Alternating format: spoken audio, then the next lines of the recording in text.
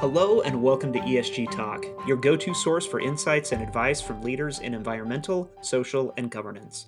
I'm your host, Steve Soter, Vice President and Industry Principal at Workiva. Today's episode will focus on the collaboration between Playa Hotels and Resorts, a publicly traded hospitality company with 24 all-inclusive resorts in the Caribbean, and PwC, a professional services firm with a range of capabilities and network of nearly 328,000 professionals in 152 countries. Joining us for this conversation are Melanie Glover, a partner in PwC's ESG Trust Solutions practice, and Brandon Buhler, Playa's Senior Vice President and Chief Accounting Officer. Brandon and Melanie, welcome to the show. Thank you both so much for joining us today. Thank you for having me. Yeah, it's great to be here. Well, Brandon, let's get started with you. Can you begin by telling us why Playa went in search of help and how your current relationship with PwC came to be? Sure. So, after just over a decade of time at Deloitte as an external auditor, I joined Playa back in 2014 as the Director of Financial Reporting. And they were still a private company, but they gave me the charge saying that they wanted to be a public company. And so I needed to help prepare SEC compliant financial statements. I looked at the tools we had at the time using Word, Excel, very disaggregated, and I decided I needed to upscale what we were using for preparation. So I went out and looked at different tools and leveraged my experience as an external auditor of what our clients are using, and ultimately decided on Workiva. So that's where the Workiva story began with me at Playa. And then we needed to go through SOX readiness with our internal controls as we're getting ready to become a public company. And we went through a process and ultimately decided to team up with PwC to help us in that effort. And so marching forward, as we're already using the SEC reporting tools to prepare the document, et cetera, March 2017 happens, Playa goes public. And we then needed to ultimately have internal audit signing off on our SOX program. And PwC ended up approaching us and saying that they wanted to see if we would be willing to support them utilizing Workiva as the internal audit tool. And we were more than happy to do that. We thought that would begin some good collaboration with what we're already using for SEC reporting. Then fast forward to Amplify 2022, just last year. As I was attending Amplify, I basically went in with my mind open to what else can I learn? How can we continue to leverage the usage of the tool?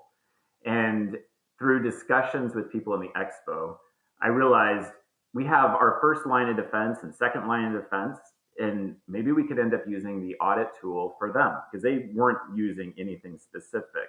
Self-assessments. Maybe we could use the audit tool as well. And then also ESG, tax, and different functions within our company. How could we end up using the tool? So when I came back, I ended up talking to PwC, who also knows us really well from the years of collaborating with us. And we ultimately decided to partner to build out those areas on those additional functions within Workiva. Well, I love the story there, and what you're sharing seems so consistent with kind of how we hear companies growing into that.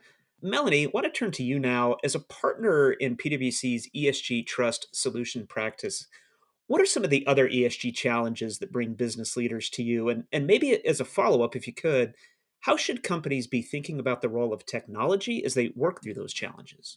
Yeah, no, it's a great question.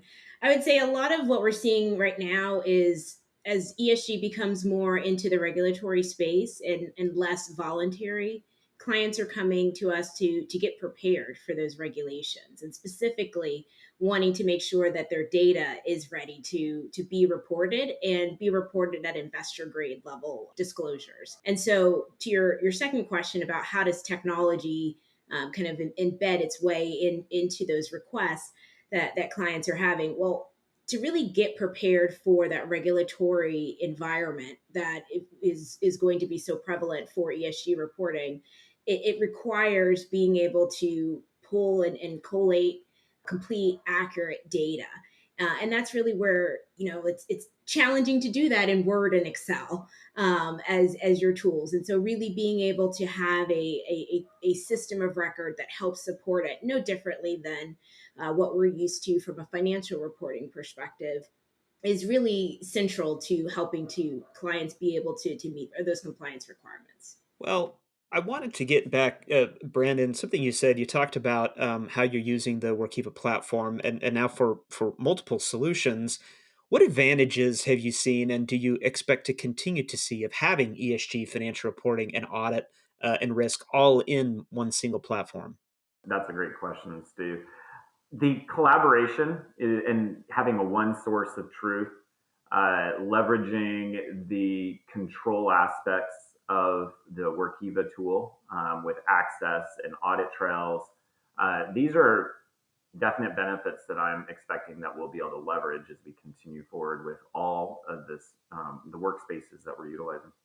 Maybe as a follow-up, Brandon, where do you see Playa going from here? I mean, what are the next steps for you and your team when it comes to this, integration of financial and non-financial reporting? Unless you're going to tell our audience that you're completely done and everything's good to go, which we'd love to hear if that was the case. I wish that were the case, Steve.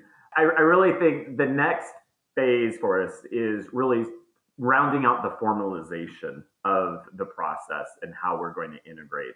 It's the gathering of data facts, the formalization of how we're going to have that reported out by the individuals, getting them hooked up to the system, identifying specific controls, tying those in, whether it be operative controls or whether it be SOX controls, linking it to our risk control matrix. I want to be able to ultimately have where the users are feeding the information and we're pulling from one control matrix and we're reporting out seamlessly. And we've been building the framework to be able to do that. We just need to now really formalize that in production. Well, I think it's so important because we know, of course, technology spend is not going away, particularly as we think about the challenges of integrating financial and non financial. But I would say that the criteria, the scrutiny, just given economic headwinds and everything else, I think that's become more and more important for procurement processes.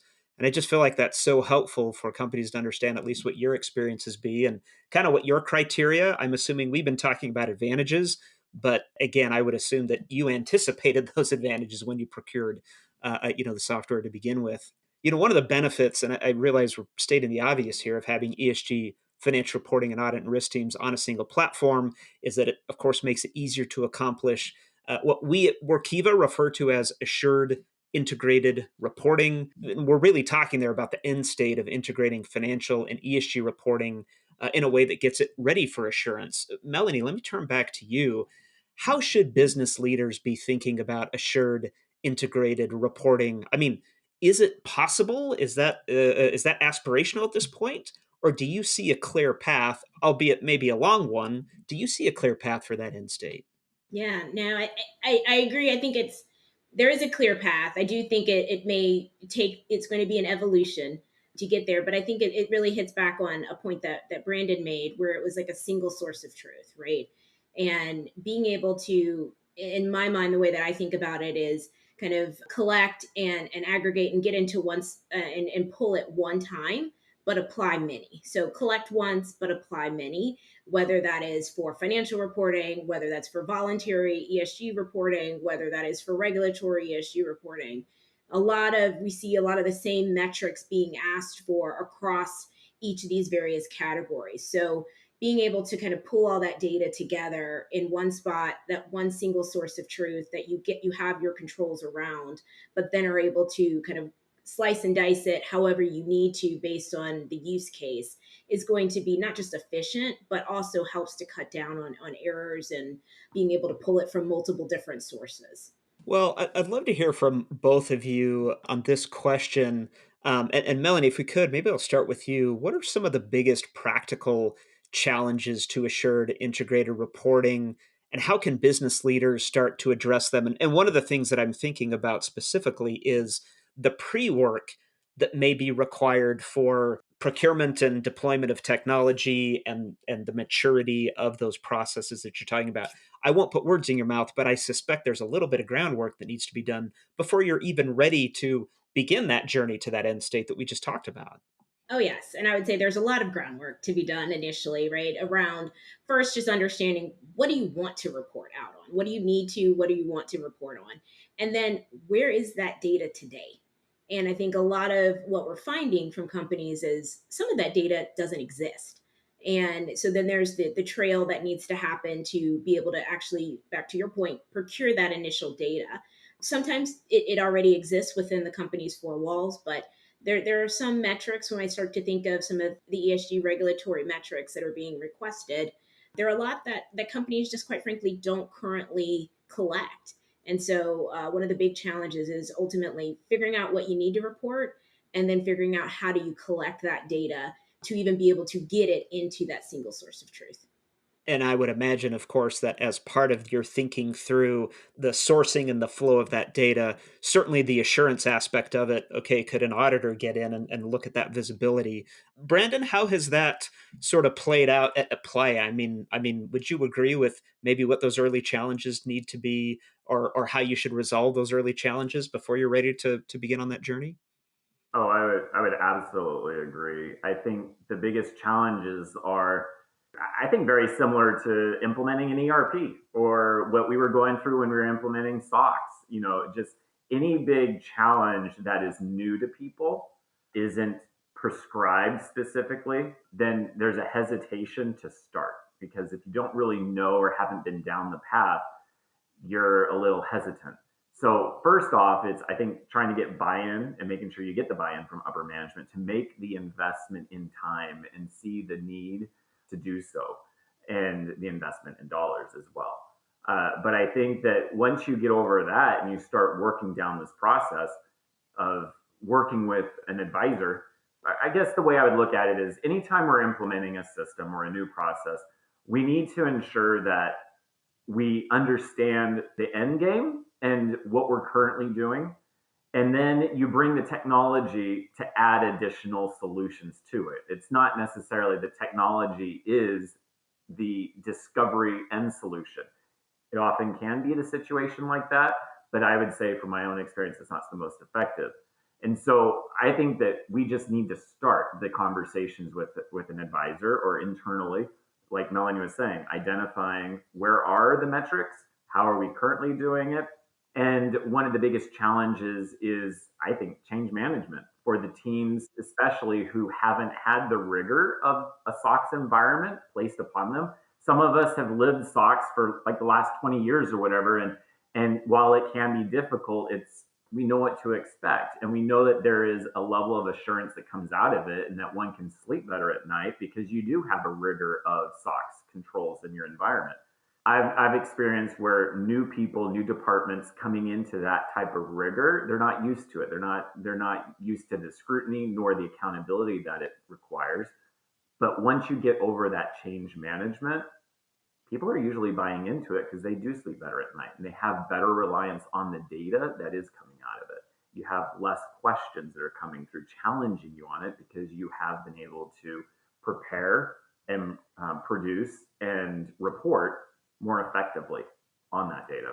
Well, I feel like that advice is so good. Even if we're talking about exclusively a financial reporting exercise, I think about RevRec, lease accounting, those kind of things, which certainly that's a little bit more narrow than the scope that we're talking about. But even thinking through that change management, introducing new processes, as well as being sure that they are robust enough to be able to withstand, I say withstand a little bit in jest, but be able to stand up to a SOX like environment and then be able to get that, that assurance. I've got one more question for each of you. Our theme this season is strength in numbers, and we're highlighting, of course, all the different ways that organizations and teams can come together to set, measure, and achieve their ESG goals.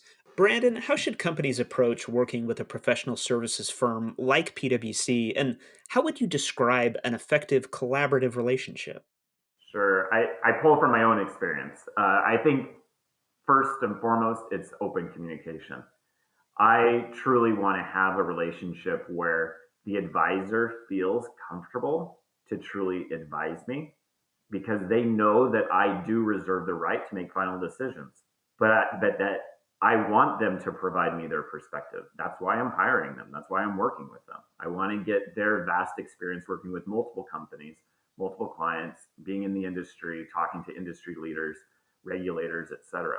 And so I think it's very important to have that open communication and not be fearful of being challenged as a user with the information that might come from your advisor. Well, and what I love about that response, Brandon, is that in my own experience, when you bring in outside expertise, sometimes I feel like there can be a temptation to take a little bit of a hands-off approach, as in, well, okay, we're hiring these advisors, they're going to bring their expertise and professional services, and they're just going to take care of it, and then I don't have to be involved. And while sometimes that can actually play out, the output or the end state of what you will get is so much better, so much better if you are collaborating, if you do have that communication, because at some point, the engagement ends. And then you're kind of left on your own, and you certainly don't want to be left with a process that you weren't looking for, that you didn't expect, simply because you weren't engaging. I mean, I don't know if you have any other follow-ups to that, but I've been on both sides of that in the past, and I could not agree with you more about the importance of that collaboration and communication. Yeah, I agree with you. It's very important that we as management do not just outsource all of that, that we are engaged, that we have, I think you need to have someone on your team identified as a point person, if you will, because we will live with it after. The advisor may have a much more limited role or may walk away completely, but we're the ones that are ultimately going to be reporting. And so it's important for us to understand and be involved in the process throughout. Well, Melanie, it I think ties in nicely to the final question for you. What is your advice for business leaders who are preparing to work with an assurance provider, maybe for the first time? The processes for assurance around financial reporting are fairly mature, but how does that extend to ESG, which isn't nearly as mature? I would say it's everything that Brandon was hitting on in terms of that collaboration. The thing that I would also encourage is starting early. We've had a lot of clients kind of think that, oh, we can get to assurance ready within a couple of months, like no big deal, we can kind of pull a few things together and we're ready to go. And I think it's the realization that first time through of assurance is it's going to be an iterative process. There are going to be things that we find, whether it's gaps or errors, that are will be required to be resolved and remediated, and to not beat yourself up if we do in fact find those things. But I think on top of that, give yourself enough time to be able to kind of build that into the process with the expectation that there will be items that come to light that then require management to resolve before we can ultimately move towards ultimately providing assurance. So the biggest thing I would say is take your time, but start early as you can in order to give yourself and your teams enough time to be ready. Yeah, I couldn't agree with that more. You almost want to not just expect it, but maybe to be disappointed if they don't find anything major, right? That's what the purpose of that exercise is, right? Is to be able to uncover those things in that environment so that doesn't lead to some kind of major breakdown when that reporting is public, when it is subject to scrutiny either by external auditors or regulators or others. I mean, again, I don't know if you have anything further to add on that point, Melanie, but I actually feel like sometimes you can get in the position where you're disappointed or if something like that comes up and that kind of an engagement, where I would actually take the opposite. Thank goodness we identified this major issue, because now we're able to resolve it. Exactly. And so a lot of times the way that we like to work to get towards an assurance report is doing what we call readiness work. So actually having a readiness assessment where think of it as kind of an open book test, if you will, right? Like we perform the procedures we would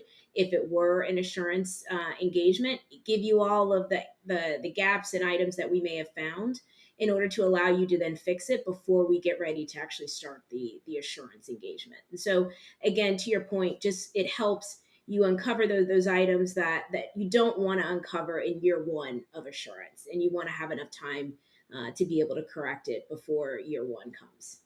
If I could just chime in and share a perspective on that, I think that starting early, as Melanie had mentioned, is important. Do not wait until the guidelines are 100% set in stone and issued, because there's whether you know exactly what's going to be reportable or required to be reported, the process, the getting these people that haven't been used to external reporting, that knowing how to gather data, finding the artifacts, getting them used to a system and being able to set things up so that we can have an integrated reporting system. There's so many things that are involved that are irrespective of the actual outcome regulated items that we have to then report. So I think the more you can get ahead of it, broaching the subject, getting people familiar, wetting their feet, and allowing you to be able to do that readiness work prior to having the assurance requirement, I think that's so key. It reminds me of conversations that I was having at an event earlier this year with a company that had done just that. They took the SEC climate disclosure proposal, which of course is only one of many regulations that are out there, and they went in and said, "Look, let's assume this gets passed as is. What exactly would that have to look like?" I think there's probably a fair bit of confidence that they could say, "Well, it's probably going to change from when it's proposed to when it's adopted." Of course, we don't know that for sure. But I think to your point, the exercise wasn't necessarily to try to just nail exactly what the SEC may or may not do. The purpose of the exercise was start to create these processes, look at how robust they are, think about assurance, think about technology, think about the team aspect of it, so that whatever ends up getting adopted, not just for the SEC, but future ESG regulations, as well as new regulations that have been adopted and we're just waiting for the effective dates, then you're ready to go when that happens. I feel like that is such a great point, and might at first feel like potentially a bit of a wasted effort because you were just dealing with a proposal in the SEC's case. But I love the way that you said that, Brandon. It's not about actually getting it right. It's the exercise. It's the journey to go back to that. That's really what's going to make the difference. Melanie, we'll give you the final word. Any other insights or advice you'd like to share for our audience? Know that you're not alone. Know that, there's so many companies that are going through this at this time. And, we at PwC are here to help support you along your journey. But yeah, don't be scared to get started. Well, that is very sound advice. Melanie and Brandon, thank you so much for joining us today. Our pleasure. You're welcome. Thank you for asking. And to our audience, as always, thank you for joining us for this episode of ESG Talk, brought to you by Workiva, the world's only unified platform for financial reporting, ESG, audit, and risk. If you enjoyed this episode, please rate and review us on Apple Podcasts and subscribe to see future episodes on Apple, Spotify, or YouTube. We'll talk again soon.